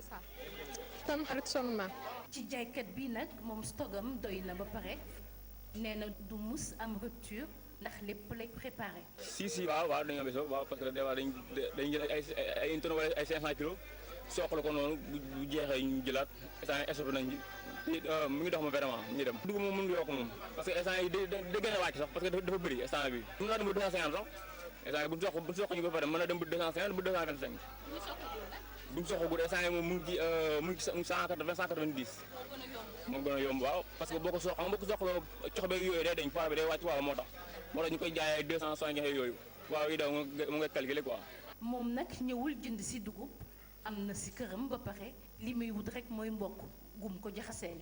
am naa sama dugub maa ngi taaj sama dugub damay soqalu wollu def sama mboq ñëw wollu ko tay ko defal sama ñeex ba mu baax duma bomb cere nag séeréer laa duma bomb cere waaye dinaa ko togg ba mu neex mboq rek tuuti. dugub bi daal na gën a feeñ loolu mooy cere pour mu rafet rek waaye cere vrai moom dugub kese la nga am cere bu baax nga xam ne lii yaa ngi koy lekk mu saf cere ñun loolu lañ xam waaye mboq bi dina ko rafetal daal dina rafetal cere bi. fi mu toll nii nag dugubu suuna ak dugub bu simple bi moom la ñëpp di wër ci tamxarit gi le lenn rek la jaaykat yi di ñaawlu mooy cere bi nga xam ne ñi ngi ko jaay te di ko def si ay mbuus. ay setu Pay Fall ñu koy jaajëfal yéen it naka noonu ci teewlu bi rédaction bi dina fi teewaat benn waxtu ak yeneen xibaar laata loolu yeewu leen day wéy ak Baye Cheikh.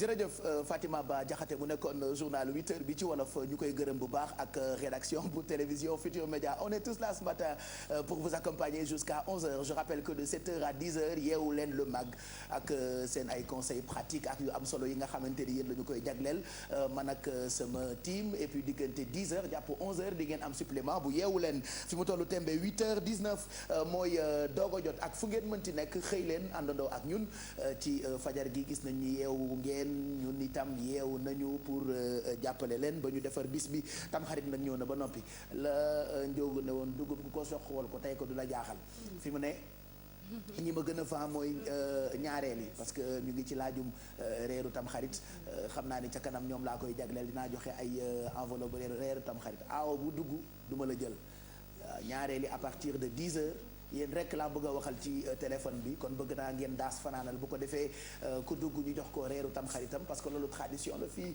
Sénégal Mado joxe reeru tam xarit. ñaareeli di ko laajte tout ça c'est une belle tradition. Ouais, c'est une belle tradition ba pare dafay fexe li nga xamante ne mooy déggoo bi gën a am ci diggante ñi nga xamante ne ñoom wujj di clashante quoi. effectivement donc dañuy dem tooñante. moi je me rappelle sama grande sœur comme ñaareel la woon. donc dañ doon ànd ak moom dem kër aaw bi tooñante jël kii yam tooñante donc c'est un bon ok man am naa sama benn petite sœur boo xamante ni ñaareel la moom xam naa il faut que waa télé bi jox ko reeru tam xarit bon ñu dem fekki suñu correspondant bi di Abdou Diouf comme ni ñu koy defee fajar gu jot fu ñu journalé 8h ba noppi Abdou Diouf nag moo ñu teewal ca Mbour mooy suñu correspondant permanent Abdou Diouf bu fekkee jàppandi na ñu jox ko ak moom directement mu jox ñuy xibaar yu ñu mën a jàpp foofule ca dëkk boobu di Mbour Mbour nag bëri nañu fa ay soppe parce que gis nañu ni ku ci yeewu da ngay àndandoo ak télévision Futurs Médias ci yeewu leen la seule matinale qui vous réveille et qui vous éveille Abdou Diouf ñu ngi lay nuyu mbaa jàmm nga fanaane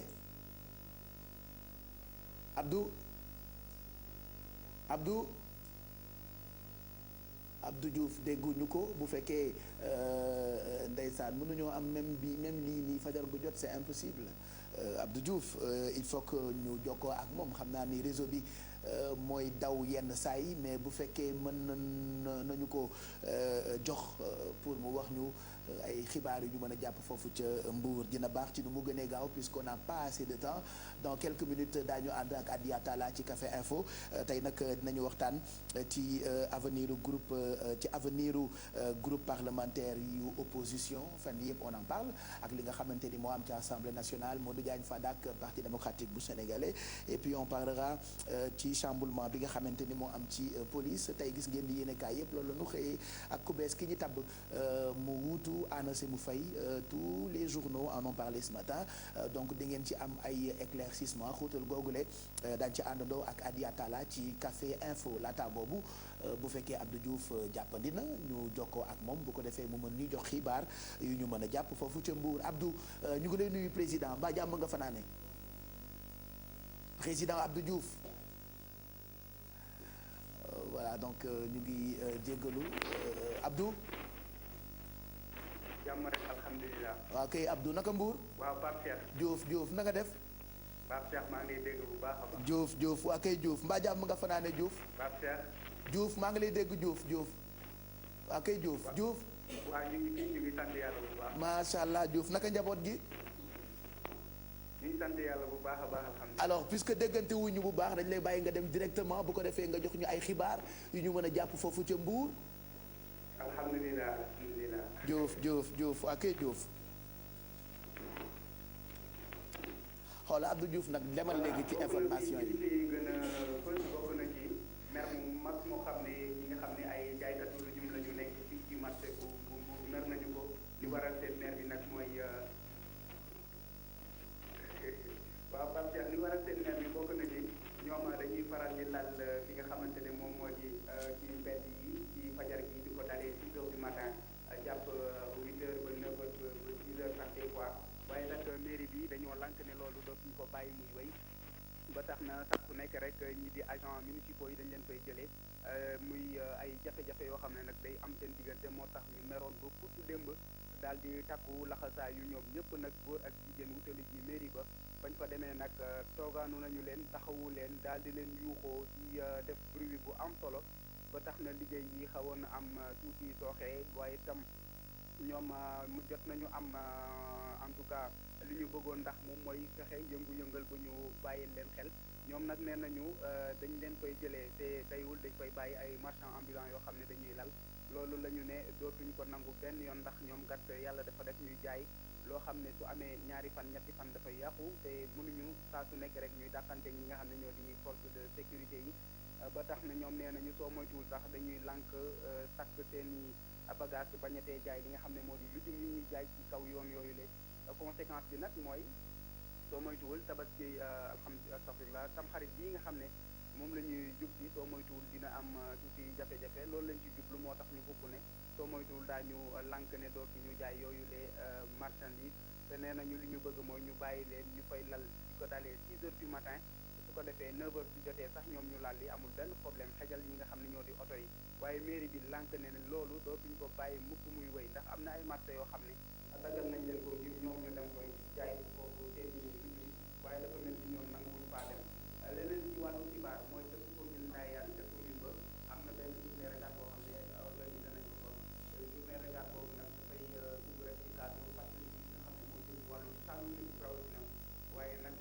mu fësal bi nga xam ne moom la ñu xamoon doon ko bàkkee ay jàmbaar jëm muy koo xam ne jàmbaar la ci lépp loolu àdduna ñu dugg daal di koy joowal war ko daanee bu ñu mel waaye nag am na lu ko xew mooy day may mun a seen bi nga xam ne conseiller économique et social environnemental la nekk moom nag am na lam bàyyi nit dimbal toll na ci soo koy xayma matériel médical boo xam ne jege na fukki million ak juróom mu baaxee ko nag commune bu Popenguine Ndayane rawatina seen poste de santé ba waaye nag mu ngi leeral rek ne digganteem ak maire bi di Mansour Thiandoum mu nekk PS moom mu nekk APR nee na jafe-jafe yi amoon seen diggante yëpp yàlla def na jeex na tàkk jamono ji li jeexagul kay mooy lii soog a door te ki koy door di Ousmane Kane nag koy xool moom benn haut fonctionnaire la ca l'ONU moom nag nee na dafay waajal dugg rek ci li nga xam ne moo di politique bu baax a baax daal di annoncé li nga xam ne moo di li jëm ci wàllu candidature am ca présidentielle bi ñu jëm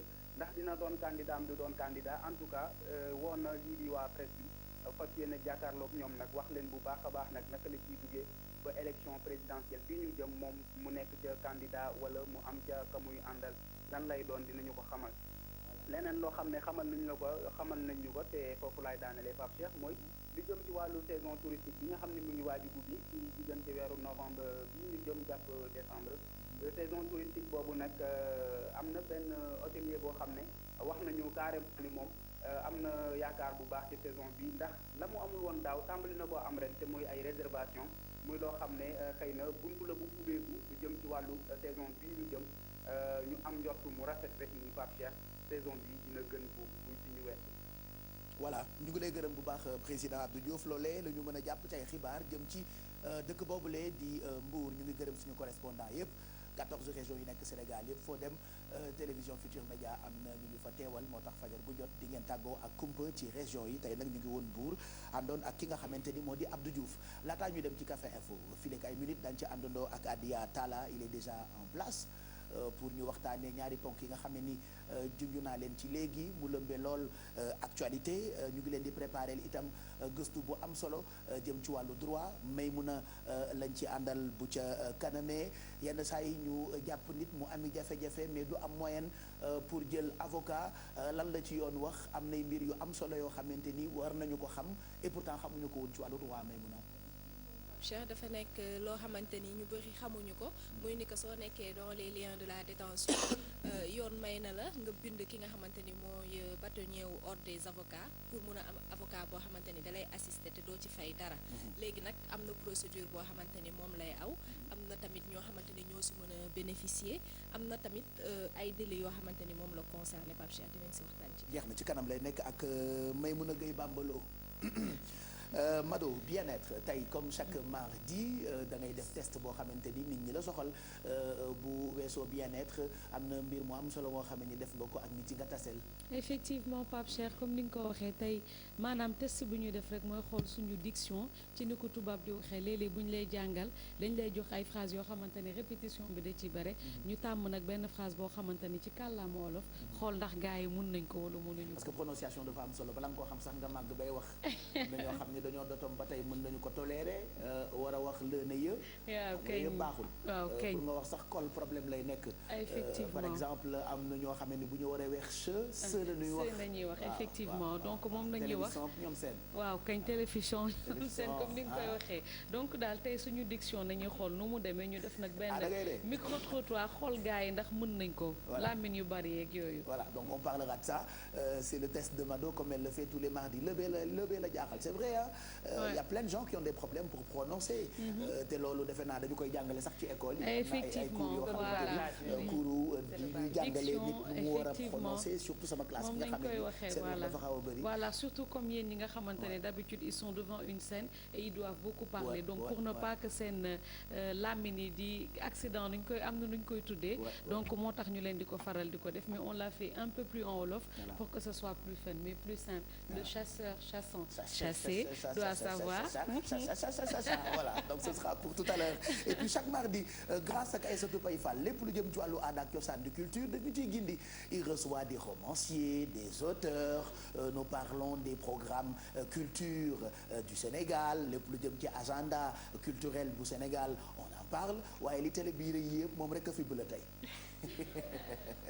Tout à l'heure grâce à toi dinañu waxtaane yu am solo yoo xamante ne jëm na ci wàllu culture dinañu dem découvrir Mamadou Deme moom c'est un chanteur et puis on recevra Racine Senghor pour parler roman en même temps dinañu wax ci benn livre boo xamante ne mu ngi tudd Une mort magnifique ki ko bind di Ahmed Guissé comme on le fait tous les mardis promotion au livre yi la dernière fois ki ñu présenté livre il était hyper content il m'a même fait un texto j'étais content. Ah bah ouais, tant mieux alors. Et il m'a écrit Tant mieux. Ah ouais, il m'a dit qu'il était content. C'est vrai. Je lui ai dit, mais écoute, pareil. Donc, alhamdoulilah. Mais je lui ai même dit, viens nous voir quand tu veux. Bah, c'est bien. Bah oui, donc on parlera tous. On va parler de livres, on va parler de la foire internationale du livre et du matériel didactique. C'est au mois de novembre. En fait, loolu tax ñu invité professeur Abdoulaye Racine Senghor. Il prépare un pré-colloque pour demain et on va parler du livre, de tout ce qui tourne autour imprimerie, maison d'édition. Super. Donc ci kanam lay nekk ak Aïssatou Paye Fall mi ci bële bi ci fajar gi xam nga yi dafa am solo pour ñiy seetaan duufal seen di bët xool yu baax yu riis waaw yooyu dafa baax. moo gën di xool fajar teel ay nit yu weng ak yu kii borom ko donné yooyu yëpp baaxul bële bi baax na donc ci kanam culture grâce à toi grain de sel ngi ñuy toog koo koy Zeyna yow yaa ngi ak internet yi li ngay waxoon nga ko ba pare jarul nga may yore genre ouais et moi mais on te retrouve tout à l'heure pour que tu parles de ce qui est en train de se faire ou de se dire sur Facebook ak réseaux sociaux yi tagliatelle à la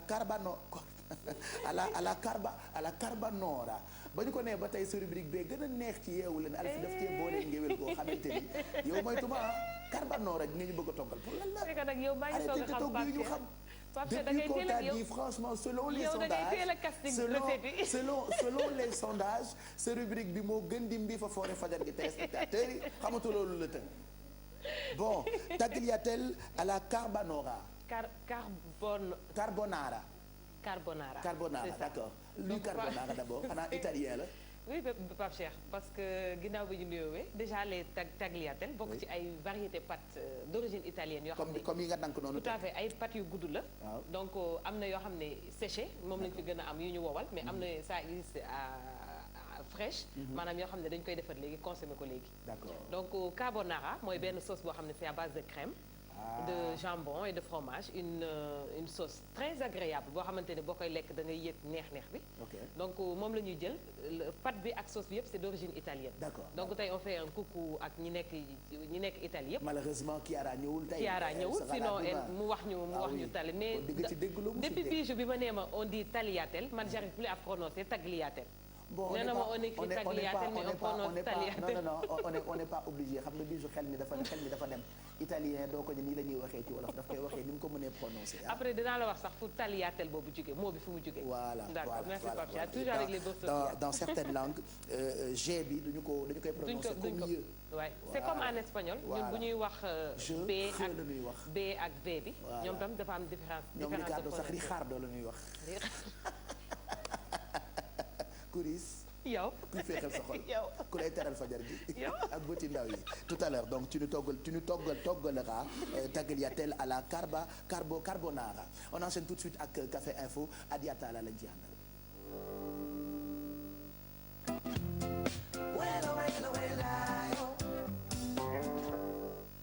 Bonjour Adia ñu ngi lay nuyu gërëm la ci sa teewaay ci yeewu leen bi Café Info nga ñuy gindi ci ay mbir yoo xamante ni lëmbe na réew mi ci wàllu xibaar dañuy njëkkee ak li nga xamee ni daanaka yéene kaay yëpp wax nañ ci tey muy coppite yi nga xamee ni am na ci bopp police loolee ndax mën nañ ko tuddee chamboulement.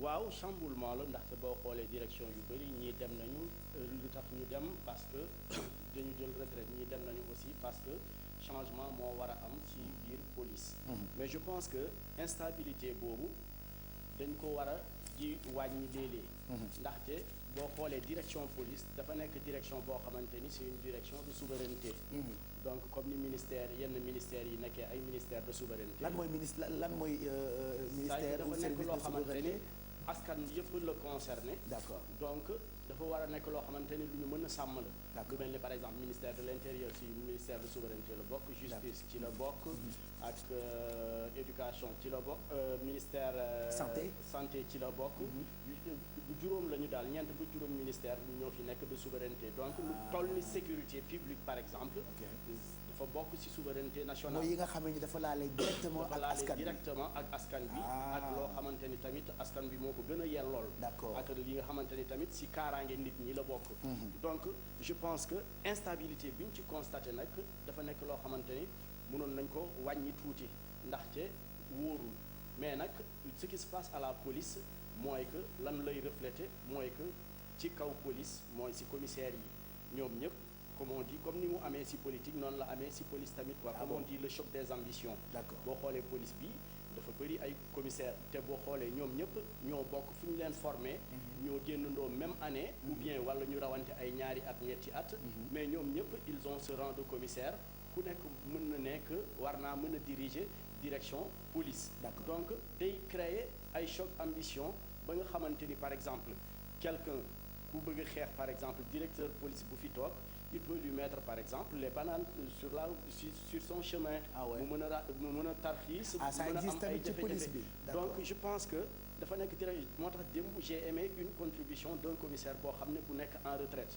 nee na police bi c'est une jungle lu tax mu ne c'est une jungle parce que moom xam na parce que c'est un commissaire xam na lu nekk si seeni biir et chaque fois nga dégg ay scandale ci biir police et d'habitude ce sont les chefs ñoom ñooy génnee scandale bi par exemple boo xoolee li fi xewoon ak commissaire Keita boo waral ko yenn sanction yi loolu la woon donc dafa nekk secteur boo xamante ni dañ ko war a vraiment assainir te instabilité bi mën fa ñàkk par exemple bu ñu tàbbee kenn mu nekk directeur de la police nañ ko bàyyi mu xaw a yàgg tuuti quoi parce que boo xoolee boo toogee ci bopp police déjà fi ngay commencer di jël say repères fi ngay commencer di teg say plan xam nga di xeex wàllu sécurité di xeex wàllu drogue bi di xeex wàllu sécurité des frontières ci lañ lay dindi parce que boo xoolee ki fi jógee par exemple il a fait peut-être ay 2 ans le temps que muy am di am yenn position yi commencé woo gis naa ni commencé woon na tourner ak yooyu bu ñu la fa dindee pour keneen ñëwaat keneen su ñëwaatee tamit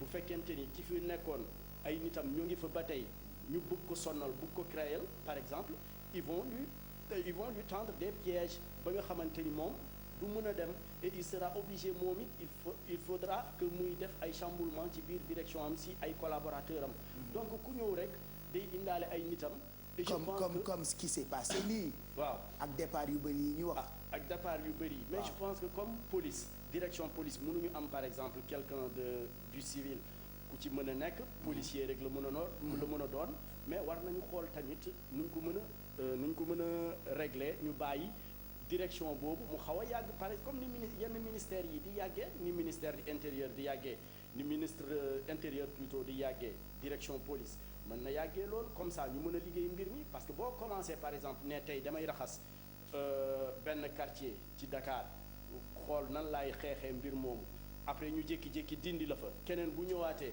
il reprend le travail à zéro fi nga waroon continuer liggéey bi dafay nekk problème parce que amul toutes les informations et puis ki fa nekkoon ku mu wuutu tamit bu fekkente ni nekk na koo xamante ni bëggul partager information mën na bloquer info yi ba du ko jox dara après su demee sur le terrain il aura des problèmes donc je pense que c'est un secteur dafa bëri ay enjeux c'est ça non mais dafa bëri ay enjeux direction police quand même tout le monde sait que il y a beaucoup d'avantages moo tax commissaire bu nekk boo nekkee commissaire de classe exceptionnelle ku nekk war nga mën a nekk directeur police nationale comme Pape Cheikh tey yow yaay directeur police nationale maag yow ñoo bokk benn école ñoo génnandoo même année xam nga sa poste bi dama koy convoiter et boo ko convoiter rek da ngay nit ñi sa entourage dinañ la jéem a gonfler ba nga gis après tu vois pas par exemple le directeur de la police comme un collaborateur comme un collègue mais c'est comme un ennemi donc dama war a jël place am donc je pense que daal c'est un secteur boo xamante ni war nañ ko xoolaat bu baax ci yëpp nag ci yëpp lañ ko war a xoolaat ci formation bi aussi avec les jeunes policiers xam nga je veux dire que police dafa war a jege askan wi. je pense que celui qui est venu maintenant le commissaire Mal bi ñëw léegi directeur bi léegi ci yooyu la war a jublu police askan wi daf ko war a ñeme parce que ñoom ñoo ñu gën a jege. mais da ngay xool par exemple même boo demee police même pour une légalisation dañu lay yuuxu xam nga et c'est des choses qui doivent changer je pense que nag Omar Mal comme on dit il a une très bonne presse. tu veux dire qu'il est temps que du ci diggante police ak askan wi parce que souvent tension de fer sax moo am ci diggante askan wi ak police les gens pensent que police suñu ay noon lañu alors que c'est pas ça doit pas être le cas alors loolu askan wi ñun am nañ ci wàll mais police bi itam am nañ ci wàll parce que da ngay gis boo tasee ak policier da ngay teg garde-fou ñoom tamit da nga ci gis souvent ñu ñëw ak benn jikko boo xamante ni du nekk avantage ci askan wi ak ñoom te loolu defe naa c'est pas bien donc confiance relation de confiance dafa war a juddu ci diggante askan wi ak police bi li nga wax dëgg la li nga wax par exemple que police bi am na si bu fekkente ne relation entre police ak population bi ku nekk am na si part de responsabilité mais moi je pense que responsabilité bi fu mu gën a nekk mooy ci police parce que ñoom ñoo yor kaaraange ñoom ñoo yor jumtukaay yi ñoom ñoo yor yëpp parce que ñoom ngay ragal ñoom du ñu ragal askan bi mais askan bi moo leen di ragal lu tax ñu leen di ragal parce que tenue bi ñu sol lu tax ñu leen di ragal parce que ñoo yor kaaraange gi ñoo yor jumtukaay yi ak yëpp mais dañu war a et que ragal boobu war te nekk arme nag pour police bi dañu war a dem c'est important c'est très bon à dire ça doit pas être arme boo xamante ni bu ku ñu gis rek xoxotal la wala voilà c'est ça ça doit être plutôt confiance bu nit ci war a am ci police bi c'est important c'est très important Omar bi ñu directeur bi ñu am nag dafa war a sumb liggéey boobu ñu fexe. je pense que avant ñu koy fal pour mu jiite police bi génn na xeetu propos yu mel noonu j'ai entendu ça à la RFM que musoon na wax lu mel noonu que confiance wax na am ci diggante police bi ak askan wi am na nu ñu war a doxalee donc moom segam mus na wax loolu laataa ñu koy tabb pour mu jiite police bi j'espère que dina gën a dox ci loolu pour permettre askan wi ñu gën a am confiance ci suñu moom kay loolu la mos a wax ne woon na que policier lu war a mujj mooy dóor wala lancer la grenade lacrymogène moo war a mujj si li nga xamante ni si action bu muy def comme mu ngi ko doon wax nag léegi on le met devant le fait ñëw na régler mbir moomu ñu jéem a créer formation bi ci rapport police ak askan wi boo xoolee tamit diggante police ak presse même chose c'est-à-dire que on se regarde sax ñoom ñoo ñuy xoolee noonu comme leur ennemi wala comme leur ñoo xamante ni dañuy naxsaay seen liggéey da ngay ñëw policier lu tax ñun par exemple ñu yor carte de presse c'est pour ñu ràññee ñu ak ñeneen ñi nga xamante ni leneen moo leen indi mais da ngay xool ci sa liggéey loolu journaliste bu nekk dund na ko ci sa liggéey boo ñëwee di def reportage ci benn manifestation police nekk fa di assurer sécurité ils te disent circuler amul y a rien à demander mais je veux dire que carte bi lan lay jëriñ mooy que ñu def liggéey bi ñoom it ñu def seen liggéey donc je pense que daal loolu je pense que le premier chantier bi nga xamante ni moom directeur police bi war na ci addu mooy sécurité publique bi c'est-à-dire que diggante police ak askan bi et puis ñu xool tamit ñi nga xamante ni police da leen soxla parce que j'ai bien apprécié aussi ils ont initié les mercredis de la police mais loolu nañ ko fa waxtaanee ñu jéem a xool rek nu ñu gën a rapproché askan wi ak police parce que ñun dañu leen soxla ñun askan wi dañu soxla police donc dañu war a fexe bu ñu régler mbir moomu te boobaa bu ñu defee loolu rek mbir mi dina dem ci ay yoon et puis du ñu am problème même ci wàllu sécurité frontières yi duñ ci am jafe-jafe ci wàllu sécurité publique duñ ci am jafe-jafe askan bi dina mën a sax collaborer bu ñu gisee par exemple lii xàmmee wuñ ko ñu mën a dem souffler ci waa police ne leen ko am na lu xew ci sama koñ donc da ngeen ci donc il faut relation de confiance je pense que daal relation bi relation de confiance sax mais c'est-à-dire que c'est naturel boo demee si yenn démocratie yu mag yi tu rentres dans une police t'as pas de problème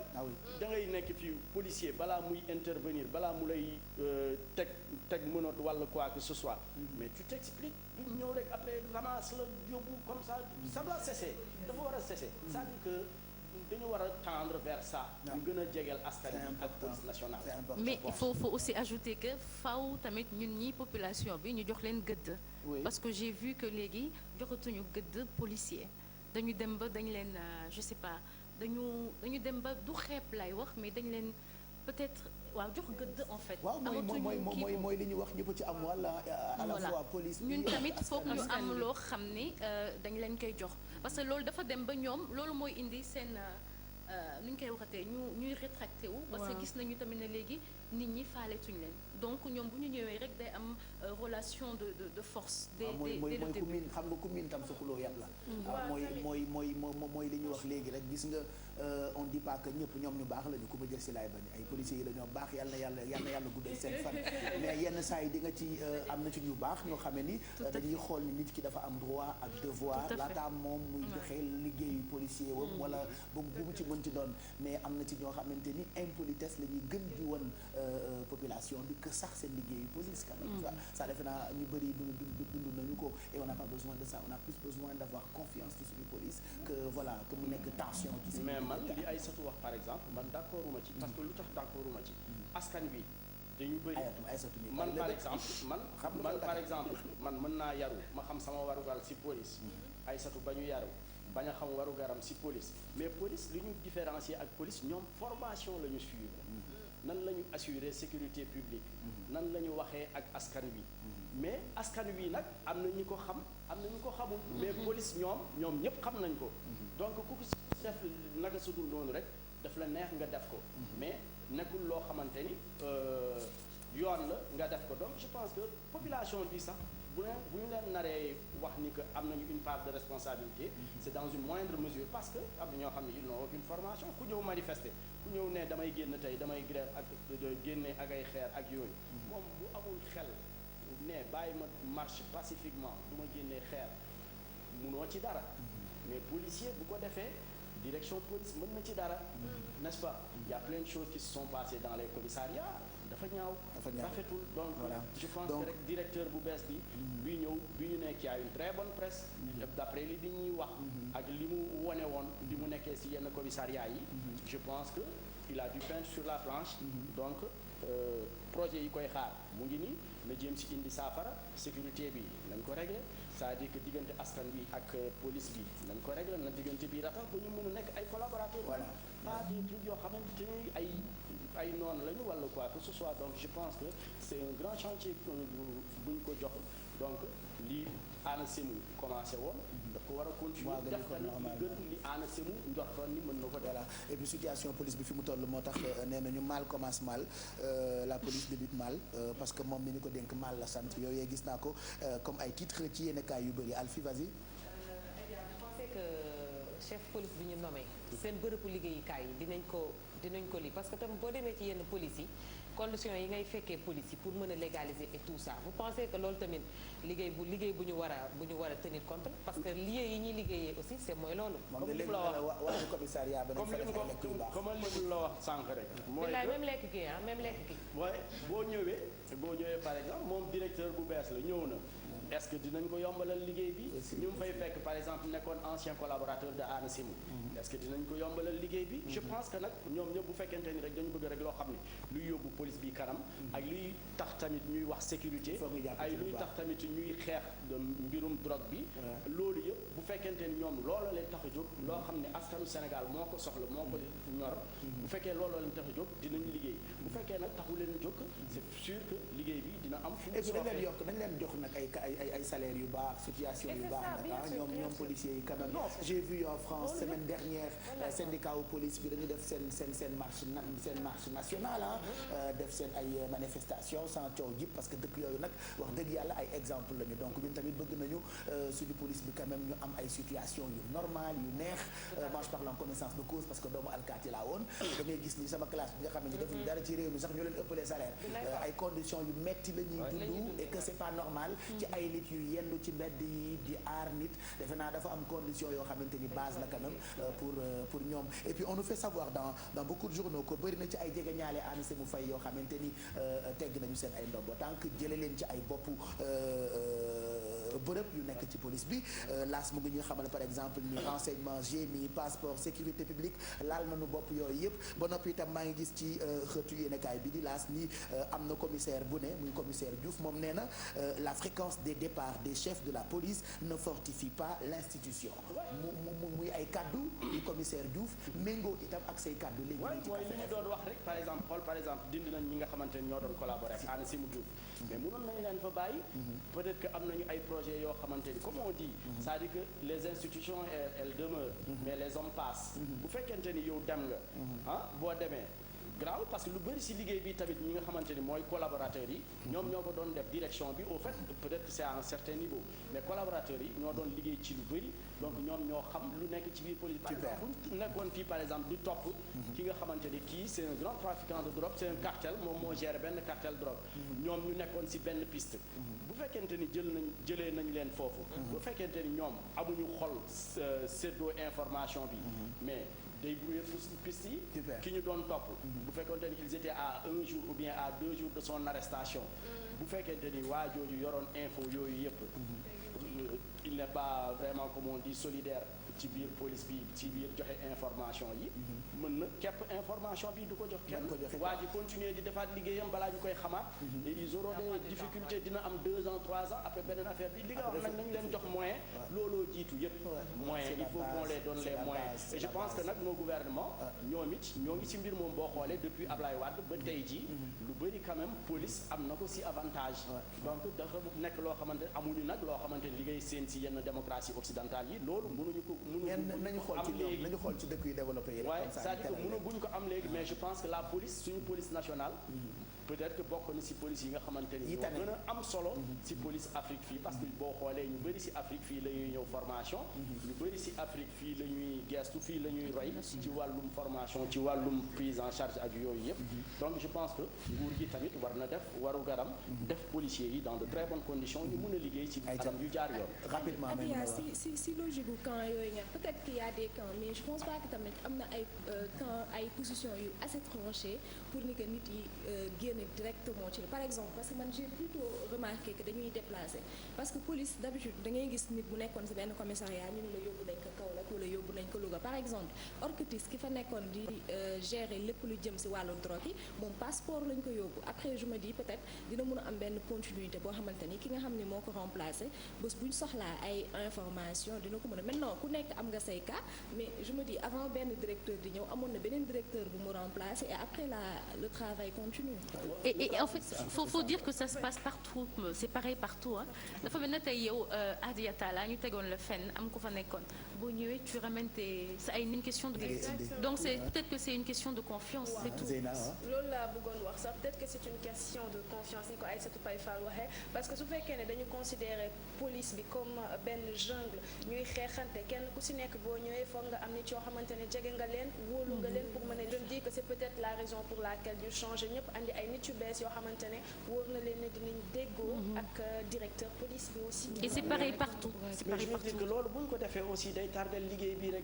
c'est-à-dire que fii liggéey bu ñu fa bàyyi woon collaborateurs yi.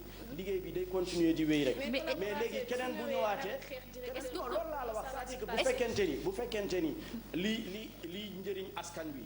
moo leen tax a jóg warul am problème mais bu fekkente ni taxu leen a jóg loolu moom c'est à la kuliyaalin dina am problème. tu sais bien que ça se passe pas comme ça au Sénégal. continuité dafa war a am ci loo gis je sais que par exemple tu vas dans certains ministères léegi dañ fay bàyyi seen collaborateur bu fekkente ni jëlee nañ fa ministre bi dañ fay bàyyi seen collaborateur parce que ñoom ñoo yor liggéey bi mais je veux dire que loolu rek ça dépend si esprit wu nit ki continuité la donc dañu war a bàyyi ñu liggéey bañ a c'est que ñun nag au fait c'est ça notre problème au Sénégal am na culture boobu alors Adia buñ la toppee xam naa dinañu fanaan ci police bi mais débat bi dafay continuer ci grand place yeeg bureau yeeg kër yi ak Europose yi en tout cas am na dossier bu am solo boo xamante ni l'observateur tey def na ko ci jëm ci direction générale bu police nationale titre bi mu ngi nii un mal pour le bien de la police bu ngeen amee l'observateur vous comprendrez mieux li nga xam ne ni moo am ci coppite yi am ci boppu police bu Sénégal ñu jeexal te bi xam naa duñ ci sori muy avenir groupe parlementaire yu opposition on en parle ça fera une semaine daanaka coow li bëri dàq nañu Modou Diagne Fada bañ na bañul mu ngi préparé organiser dajeem bu mag pour wax ni moom jegewul benn yoon PDS loolee nekk loo xam ne ni fan yële journaliste yi ñoo ngi ko tuddee woon match la biir PDS ki koy arbitré di président Macky Sall ce qui se passe actuellement ban avenir wala est-ce que groupe parlementaire yu opposition am nañu avenir quand même. Ça dépendra si ni xeex bi di jeexee. D'accord. Mais ce que je peux constater ce que je peux dire mooy que ce qui se passe quand même ci groupe parlementaire boobu lu ñu mën a naqarlu en tant que citoyen parce que baaxul ci démocratie baaxul tamit ci parti politique bii di PDS. parce que lu ko waral mooy que boo xoolee biir assemblée bu fekkente ni ñoom opposition bi ñooy xeex kay. ñoom majorité présidentielle bi ils n'ont plus droit de rester à l'Assemblée nationale. dañ leen bàyyi ak seeni xeex. je pense que dafa nekk problème boo xamante ni war nañ ko mën a saafara. PDS bu kenn naatable aussi que bu kenn réere mbir ni que c'est un grand parti. c'est un grand parti mais je pense que si forme bi. ni ñu bëggoon taxawalee groupe parlementaire bi. je pense peut-être qu'ils se sont trompés. man maa ko wax ñoom ñoo ko wax. demoon naa seen benn conférence de presse. ma dégg benn responsable libéral di wax ni que bi ñu élire président de la dafa newoon. article 14 dafa newoon que bureau assemblée nationale dañu war a. mais ñoom ils ont accepté. ñu taxawal doog a xalaat ci groupe parlementaire bi te boobu ñoom déposé nañu seeni liste alors que groupe parlementaire bi moo waroon jiitu bureau assemblée nationale bi. deuxième chose foo xamante ni aussi ils se sont trompés moi je dis peut-être que ils ont tout fait dans la précipitation. je pense wóoruma nag mais loolu laa xalaat boo xoolee par exemple ils disent que Ndeye Seynabou Wade ne bokk ci parti bu bokk gis-gis bu Pape Diop. xam nga foofu la ñu defee woon conférence des parlementaires de l'opposition ci siège bokk gis-gis alors que Ndeye Seynabou Wade nee na moom bokkul ci seen coalition. ok xam nga boo jëlee Ndeye Dieynaba Ndiaye bokk ci FSD/BJ waroon bokk tamit ci kii boobu ci groupe parlementaire boobu moom it nee na bokkul ci groupe parlementaire bi. et je dis que c'est des désaveux lu ñu def ci seeni secrétaire général mooy Pape Diop ak Cheikh Bamba Dièye. donc je pense que yooyu yëpp ñàkk préparation la te ñoom sax bu ñu xoolee ba ci biir war nañu xàmmee loolu mais je pense que ay avantage opposition ni avantage PDS surtout. du avantage sax ñun ci Sénégal sax ci suñu démocratie parce que opposition il faut mu am ci réew. il faut ñuy opposé wu il faut mu am aussi majorité présidentielle mais bu fekkente ni ñoom opposition bi ñooy xeex seen biir je pense qu'ils n'ont plus besoin d'opposition. Fada lu mu laaj ci biir parti démocratique sénégalais je pense que lu jaar yoon la moom il ne conteste pas il dit qu'il ne conteste pas par exemple le leadership de maître Abdoulaye Wade qui est le président qui est le secrétaire général du parti général national mais moom dafa ne nañu def ay élections ñu xool kan mooy doon coordonnateur bi dañ ko nañ tànn coordonnateur bi si ay élections ñu xam ku nekk lu muy peser mais loolu je pense que c'est très normal. dégg naa am na ñoo xamante ni dee nañu aussi que PDS va vivre le syndrome de And Jëf comme Mamadou Diop Decroix nu mu bëggoon destituer ki nga xamante ni mooy Landing Savané moi je pense que PDS mënul dund loolu parce que Fada le poste de secrétaire général ne l'intéresse pas. il dit que moom coordination bii la bëgg. donc nañu amal élection boobu donc je pense que loolu mënul nekk parce que Fada par exemple il peut pas appeler son parti parti démocratique sénégalais yokk ci leneen ay authentique wala rénovation wala quoi que ce soit donc je pense que PDS man daal si sama xalaat si li ma xalaat ni que maître Abdoulaye Wade avec la grandeur qu'on lui connaît j'espère bien que su ñëwaatee dina jéem a woo doomam yépp ñu jéem a dajaloo jéem a xool nu ñu régler mbir mi jéem a xool nu ñu indiwaatee ñëpp autour de l'essentiel bu fekkente ni askan bi moo leen tax a jóg biir assemblée nationale. ñu jóg si man loolu laa xalaat ci sama.